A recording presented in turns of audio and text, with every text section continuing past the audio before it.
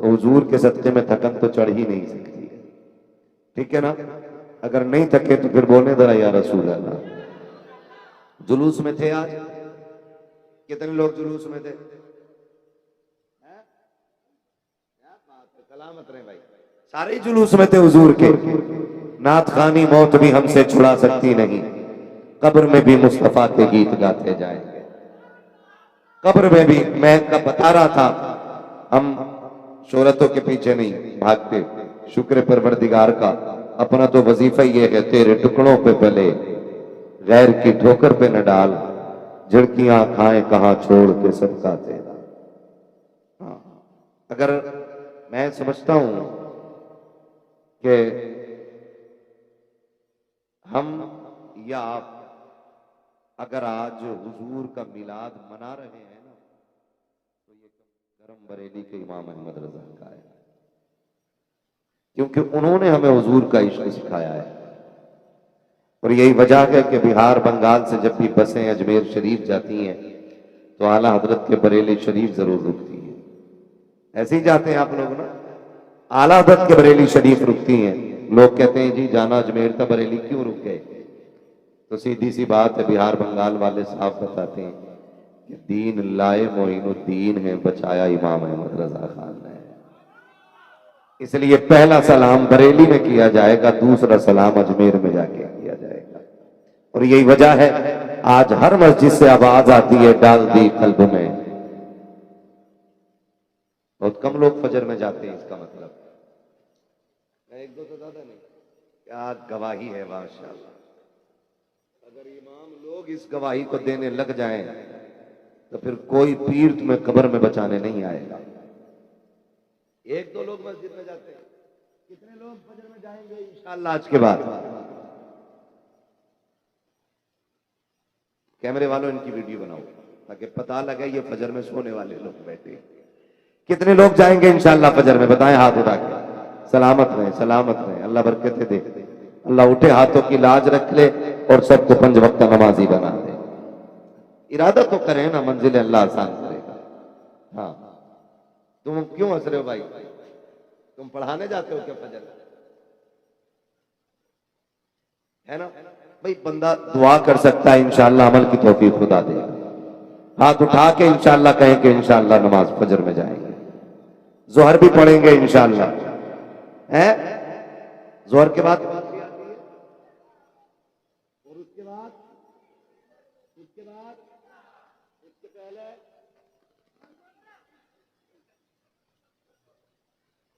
बच्चे बोल रहे हैं, चाहे कैसे भी बोल रहे हैं, खुदा सलामत रखे। वो जो न थे तो कुछ न था। मिलाद का दिन है, हुजूर की विलादत में चंद बातें कर लूं ताकि अल्लाह जिक्र की हम सबको बरकतें अता फरमा दे। आज पूरी कायनात के कोने कोने में मेरे हुजूर की आमद की बातें हो रही हैं। कायनात का कोई खित्ता ऐसा नहीं जहां मुस्तफा की आमद के तस्करे ना हो। जमीन पर कोई ऐसी जगह नहीं जहां हुजूर की आमद पे मुबारकबाद पेश न की जा रही हो। बरेली से आवाज आती है, कान जिधर लगाइए तेरी ही दास्तान है। हर तरफ हुजूर की आमद के चर्चे हैं।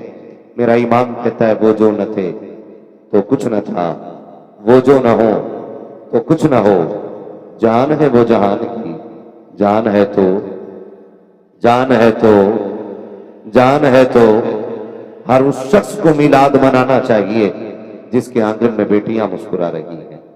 हर उस शख्स पे लाजिम है कि अपनी छत पे झंडा लगाए जिसके घर में बहनें मौजूद हैं। हर उस शख्स पे लाजिम है हुजूर की विलादत का जश्न मनाए जिसके घर के अंदर माँ के मुबारक कदम मौजूद हैं। हर उस शख्स पे लाजिम है कि हुजूर की विलादत का जश्न मनाए जिसके घर के अंदर बाप की दुआओं के लिए उठने वाले हाथ मौजूद हैं। इसलिए कि अगर हुजूर ना होते तो ये रिश्ते कहाँ मिलते, हुजूर ना होते तो बहन का प्यार ना मिलता, बेटी की वो मोहब्बतों वाली अदाएं और उनकी बातें कहाँ मैसर होती। ये मेरे नबी का एहसान है जिन्होंने बेटी को सीने से लगा के कहा था, फातिमा मेरे जिगर का टुकड़ा है। अमीर तो अमीर गरीब की बेटी को जिगर का टुकड़ा कहने लग गया है। मैं बेटियों तक की बात पहुंचाना चाहता हूँ, खुदा के वास्ते मेरी बहन बेटी कभी अगर दुनिया के फैशन मेले तमाशे के नाम पे तेरे दिल में आए कि तू सर से दुपट्टा उतारे ना, तो एक बार हुजूर की गुम्बद खजरा की जालियों की तरफ जरूर देखना। इसलिए कि ये तेरी दुपट्टे की जो कपड़े की चादर है ना, सिर्फ ये हुजूर ने नहीं दी है, बल्कि तेरे सीने में जो धड़कने हैं ये भी आमीना के लाल का सदका है। जो सांसें हैं ये भी हुजूर का सदका है। तुझे तो जीने का हक भी नहीं था, तुझे मुस्तफा ने कितना अजमतों वाला बनाया। आका ने ऐलान करके कहा, जिसको खुदा ने 3 बेटियां दी उसने पाला पोसा इज्जत से रुखसत कर दिया। हुजूर फरमाते मोहम्मद उसे जन्नत की जमानत दे रहा। ये इज्जतें किसने अता की? बोले हुजूर ने ये इज्जतें अता फरमाई है। जब 3 का ऐलान तो 2 वाला बंदा खड़ा हो गया, हुजूर मुझ पे तो 2 ही है। आका ने फरमाया जिसने 2 बेटियों को इज्जत से रुखसत कर दिया पाल के, वो भी जन्नती है। फिर जब 2 वाला ना जन्नती हो गया तो 1 वाला क्यों पीछे रहता? हुजूर का दरियाए करम जोश में है। 1 वाला बंदा भी खड़ा हो गया, हुजूर मुझ पे तो 1 ही है। आका ने फरमाया जिसने 1 बेटी को इज्जत से रुखसत किया, फरमाते वो भी जन्नती है। और फिर जब दरिया बह रहा हो तो फिर कंजूस वो है जो ना ले, कंजूस वो है जो ना ले। एक सहाबी खड़े हो गए, आका 3 वाला भी जन्नती, 2 वाला भी जन्नती, हुजूर 1 वाला भी जन्नती, मुझ पर तो बेटी कोई नहीं। आका मैं महरूम? फरमाया ना। फरमाया जिस पे कोई बेटी ना हो और बेटी की तमन्ना दिल में लेके मर जाए, मैं उसे हाथ पकड़ के जन्नत में दाखिल फरमाऊं।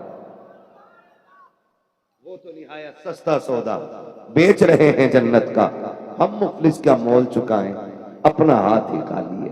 क्यों ना उस हुजूर के नाम का झंडा लगाएं जिसने बेटियों को जन्नत की जमानत बना दिया है। लगना चाहिए कि नहीं झंडा? ठीक है ना? मेरे इमाम ने क्या गलत कहा? और तुम पर मेरे आका की इनायत में सही। नजदियों कलमा पढ़ाने का भी एहसान गया, तो कम से कम इतने ही मान लेते कि हुजूर ने कलमा पढ़ाया है। बाकी तो बेशुमार नेमतें मेरे मुस्तफा ने अता की है, बेशुमार एहसानात है हुजूर के, लेकिन हुजूर के सदके में कलमा मिला है। कम से कम इसी की खुशी में झंडा लग जाना चाहिए। इलेक्शन आता तो झंडा लगते कि नहीं? बोलो लगते? मेरे भाई पीछे वाले बोल रहे हैं काश क्या ही अच्छा होता, ये आगे बैठे होते। हाँ ठीक है ना? लगते हैं इलेक्शन में झंडे?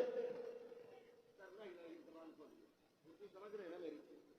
जब नूरे मुजस्सम साहब की शायरी समझ सकते हो आप है, और मिर्जा गालिब की शायरी अगर आप समझ सकते हो, तो फिर मेरी उर्दू तो बहुत आसान आ रही होगी ना समझ में?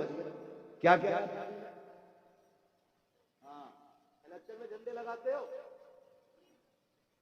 लगते? डरो मत यार, खुल के बोलो। ए बेटे, ए बच्चे, इधर देख, ए टोपी वाले, ए घर कितनी दूर है तुम्हारे यहां से? हाँ जरा सी देर लगे घर भेज देंगे। हाँ बातें ना करो। तवज्जो है सारे लोगों की? लगते कि नहीं झंडे? हर बंदा अपनी पार्टी का झंडा लगाता है। किसी ने पंजा लगा दिया, क्यों? ताकि दूर से पता चल जाए कांग्रेस का बंदा है। किसी ने अपना झंडा लगाया, अलग अलग निशान के अलग अलग झंडे, कि ये किसका बंदा का? दीदी का। ये किसका है? कि राहुल का। कि ये किसका? कि मोदी का। ये किसका है? कि मायावती का। ये झंडे बताते हैं कि बंदा किससे रिश्वत रखता है, इसकी राय किसके साथ है। तो फिर हुजूर के नाम का झंडा क्यों नहीं लगा लेते हो? अगर साइकिल देखो तो समाजवादी समझ में आती है, पंजा देखो कांग्रेस वाला लगता है, अगर पुल देखो बीजेपी वाला लगता है। हुजूर के नाम का झंडा लगाओ, मदीने वाले का गुलाम लगने लग जाता है। हाँ जी, नात भी यही पड़े, पैसे भी यही दे, आप ले जाओ आके जिसके घर में उठा के ले जाओ। तवज्जो है सारे लोगों की? तो झंडे लगने चाहिए। और ये सच्ची बात है भाई, हम लोग सफर में रहते हैं ना, तो झंडे दिखते ना तो कलेजा ठंडा हो जाता है, ऐसा लग जाता है कि हुजूर के गुलामों की बस्ती से गुजर हो रहा है। इसलिए झंडे लगने चाहिए, लगेंगे इंशाअल्लाह। सबने लगाए थे झंडे, अब की साल हर घर पे 12 झंडे कम से कम होने चाहिए। कितने लगेंगे? जोर से कितने? और जोर से कितने? 12 झंडे। जब झंडे देखता है ना तो पेट में दर्द होता है, कहता दुपट्टा ही बना देते। किसी गरीब को इस कपड़े का दुपट्टा ही बना देते। तो सुन्नियों, दुनिया को बता दो, हम सिर्फ झंडे लगाना नहीं जानते, हम गरीबों के सर पे दुपट्टे डालना भी जानते हैं।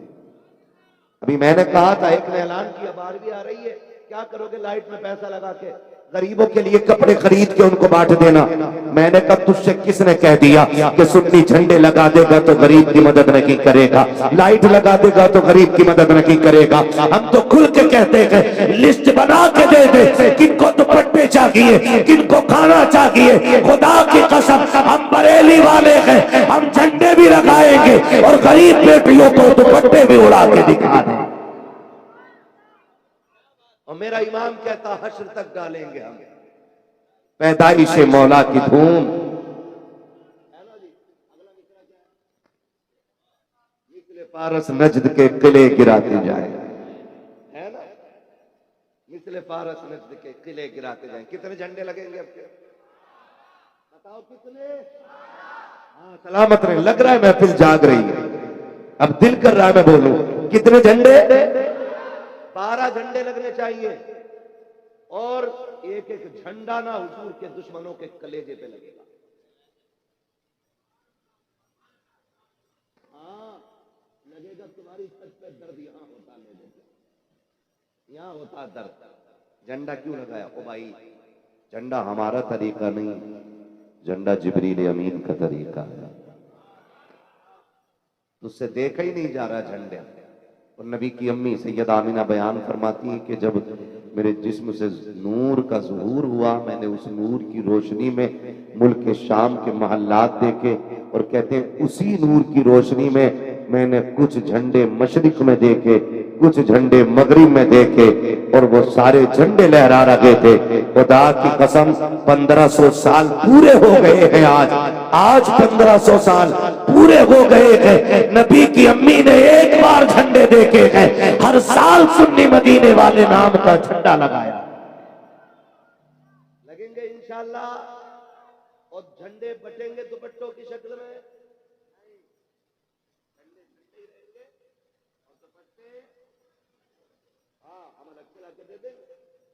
तुम तो हमें लिस्ट बना के दो मौलवी जी, किसकी अम्मा पे दुपट्टा नहीं है।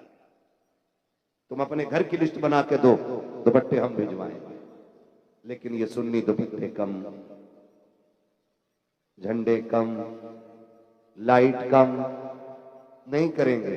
और हर साल ना 12वीं का जश्न बढ़ता ही जा रहा है, बढ़ता ही जा रहा है, बढ़ता ही जा रहा है। क्यों? क्यों? वरफ़अना लका ज़िक्रक, महबूब हमने तेरे लिए तेरे जिक्र को बुलंद किया। मालिक कितना बुलंद किया कि दुनिया घटती जाएगी, तेरा जिक्र बुलंद होता जाएगा। उनका जिक्र तो होता ही रहेगा, होता ही रहेगा। नसीब वाले जो हुजूर की विलादत का जिक्र कर रहे हैं, मुकद्दर वाले लोग हैं जिन्होंने उनकी आमद के नाम की महफिल सजा के रखी है। यकीन जाने हम एहसान मानते हैं हुजूर का। हुजूर ना होते तो आज बेटियां घरों में नहीं होती, हुजूर ना होते आज घरों में बेटियों से रौनक नहीं होती। आज जिन बेटियों को कल कत्ल किया जाता था ना, महबूब ने उन बेटियों को इतनी इज्जत और वकार की दौलत अता की कि आज जो बंदा बेटी को रुखसत कर दे ना, फिर उससे पूछो क्या हाल है, छूटते ही कहता जब से बेटी गई है घर अच्छा नहीं लग रहा, जब से बेटी की शादी की है घर खाली हो गया है। क्या मसला है? इसी बेटी को बाप कत्ल करने पे फख्र महसूस करता था, इस बेटी को मारने पे बेटे बाप के माथे पे पसीना नहीं आता था, फख्र से कहता था 7 बेटियां कत्ल कर चुका हूँ, 4 बेटियां कत्ल कर चुका हूँ। मेरे हुजूर ने आके बेटियों को वो वकार अता किया कि जो बेटी को कत्ल करने पे फख्र करता था, आज 60 साल में ठेला लगा करके सफेद बालों वाला बंदा भी बेटी को इज्जत से रुखसत करने पे फख्र महसूस करता है। जाओ कभी कलकत्ता की मंडी में जाके देखो, जब बूढ़ा बाप यहाँ बेल्ट लगा करके बोरियों को ठेले पे रख के खींचता है और लोग पूछते हैं उससे कि इस उम्र में मजदूरी की क्या जरूरत पड़ गई, वो मुस्कुराता है और कहता है जनाब बात ये है, अल्लाह का शुक्र है 3 बेटियों की शादी कर चुका हूँ, 4 बेटियों की कर चुका हूँ, 5 बेटियों की कर चुका हूँ, एक बेटी घर में रह गई है, उसी की रुखसत की तैयारी है। बाबे बता तो सही, उम्र इतनी आ गई है फिर भी मजदूरी कर रहा है। उसने कहा जनाब मैं थकता कि कब हूँ, जब घर जाता हूँ बेटी मुस्कुरा के देखती है, सारी थकन उतर जाया है।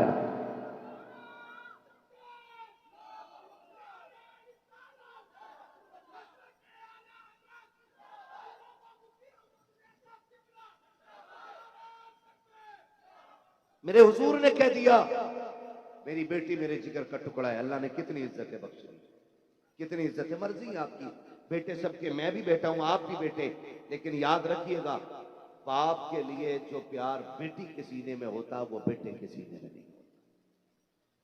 मैं भी बेटा हूं, कोई बुरा ना माने। अगर कोई कहे नहीं नहीं जी और भी तुझे क्या पता मैं अपने बाप से कितना प्यार करता हूं, अगर मीटर लगा दिया ना मेरे लाल 50% नहीं होगा। जीप चलाना आसान, साबित करके दिखाना मुश्किल काम, मुश्किल हो जाता है।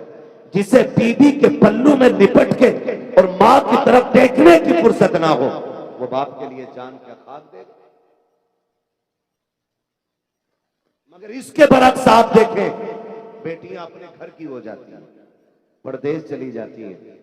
बेटे को खबर लग जाए ना अब्बा बीमार है तो कहता ठीक है मैं 4 दिन बाद आता हूं, लेकिन बेटी को पता चल जाए ना अब्बा बीमार है तो फौरन कहती है सुने मुझे घर जाना, सुनाए मेरे बाप की तबीयत खराब है, मेरे बाप की तबीयत दुरुस्त नहीं है। ये कह के बेटियां रात में सफर तय कर लिया करती हैं। इसलिए मैं कहता हूं तुम्हें खुदा का वास्ता है, बेटे मांगो तुम्हारा हक है, इसलिए कि बेटों से नस्ल चलती है, बेटों से घर के चिराग जलते हैं, बेटों से नस्लें रोशन होती हैं, बेटों से परिवार का नाम चलता है, बेटों से खानदान चलता है। हक है आपका बेटे मांगो, लेकिन जब कभी बेटों के लिए झोली फैले तो रब की बारगाह में रोके। बेटियां भी मांग लिया करो, इसलिए कि बेटे जायदाद के वारिस होते हैं, बेटियां बाप के प्यार की वारिस होती है। बेटे बाप की जायदाद के लिए जीते हैं, बेटियां बाप के चेहरे के लिए जीती हैं। और सुनो, बेटे दुआओं से मिलते हैं, बेटियां खुदा नसीबों से अता फरमाया। अल्लाह सलामत रखे। माशाअल्लाह, जल्दी करना वाली भाई की शादी करो, रिश्ता तो हो गया है। हाँ, और खुदा करे कि पहला फूल जो इनके आंगन में खिले वो बेटी हो। बोलो आमीन। हाँ, अल्लाह से बेटियां मांगा करो, अल्लाह से बेटियां मांगा करो। अल्लाह नूर भाई को भी एक बेटी अता करे जो बाप के लिए नूर नाला नूर बने। हाँ, बेटियां मांगा करो अल्लाह से, बेटी बेटी होती है। हाँ,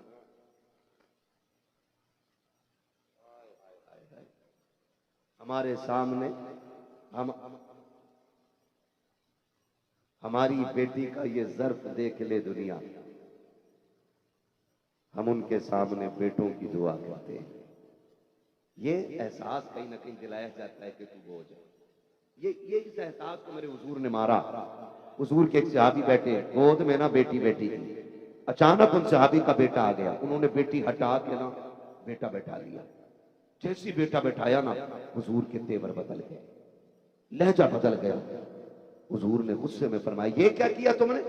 हुजूर बेटा है ना, दौड़ के आया, हुजूर मेरा बेटा ही है, मेरा बेटा। हुजूर ने फरमाया सुनो, इसको हटाओ, बेटी को बैठाओ, इसको उठाओ, बेटी को उठाओ, बेटी को बैठाओ। तुमने बेटी को अलग किया है, बेटी को गोद में रखो। और उसी दिन मेरे नबी ने कहा था सिर्फ अब के लिए गोद नहीं दे रहा हूं, बल्कि मेरे नबी ने उसूल बना दिया, जब भी कोई तुम में से बाहर से घर में आए और कोई खाने की चीज लाए, उसके हाथ में थैला या कोई चीज हो, आका फरमाते हैं बेटे 1000 क्यों ना हो, पहले वो चीज ला करके बेटी की गोद में डाल दो, इसलिए कि बेटे जायदाद के वारिस होते हैं, बेटियां प्यार की वारिस। हाँ, अल्लाह से बेटियां मांगा करो। और कभी देखा हो तो बताना, जनाजे देखे आपने?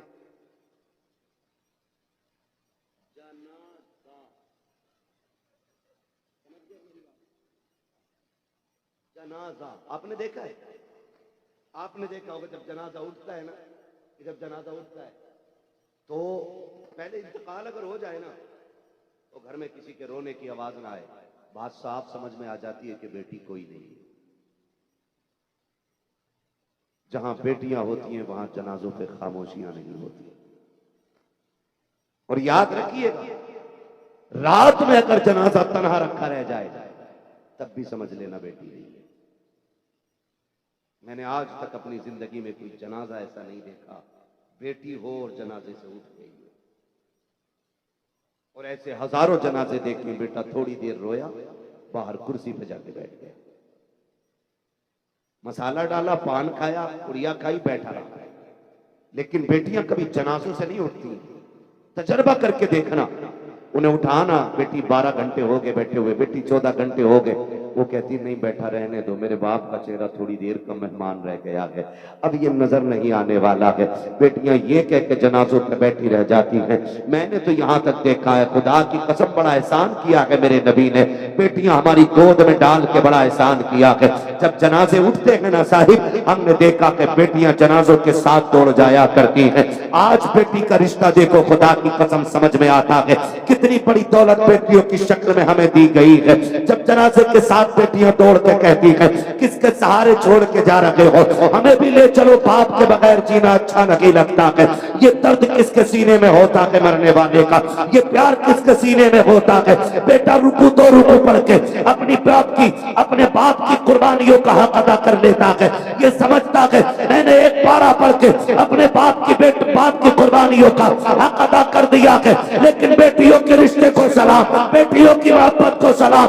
अगर पूरी जिंदगी जब ये कुरान खोलती है उसके सफात को पलटती है, इन्हें कुरान की लाइनों में बाप का चेहरा नजर आया करता है, कुरान के औराक में बाप का प्यार नजर आता है। जब कुरान बंद करती है, चोली फैला के कहती है अल्लाह मुझे कुछ दे न दे, वो जो कब्रिस्तान में लेटा है इसके सदके में मेरे उस बाप को जन्नत अता फरमा। अपने बेटों को आलिम बनाते हो, बेटियों को भी कुरान दे दिया करो, इसलिए कि बेटे मतलब और बेटियां प्यार। तो खुदारा बदलो। आज का दौर ऐसा नहीं है, आज बेटियां दहेज के लिए नहीं मारी जा रही। बताओ, आज बेटियां नहीं मारी जा रही दहेज के लिए, आज बच्चियों का कत्ल नहीं हो रहा है। कत्ल 1500 साल पहले भी था और आज भी। फर्क इतना है, पहले पैदा होने के बाद बेटी मारी जाती थी,